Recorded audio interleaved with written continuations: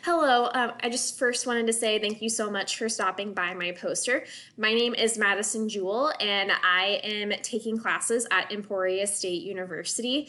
And I also teach at the 7th grade level, so this is kind of geared towards 6th to 8th grade classrooms.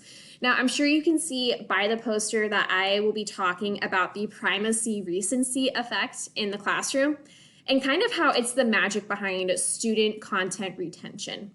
Now, I've noticed personally in my own classroom is that students really do focus in on that first 10 minutes of class and that last 5 minutes of class. Now, I don't know about you, but my district has been making a big push on doing more openings and closings, as you can kind of see in my action section.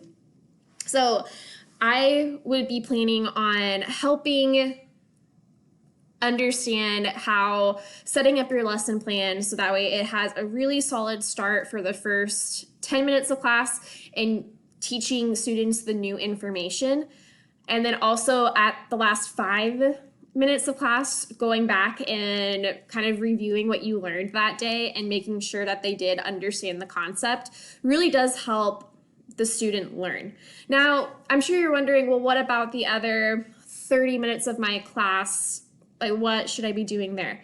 That's a really awesome and great time for you to kind of give them that practice with the new skills and concepts. And if you do come to my talk later, I would be more than happy to talk to you more about it. So please feel free to look at my visual data before coming to talk with me. It was really nice to talk to you. Thank you.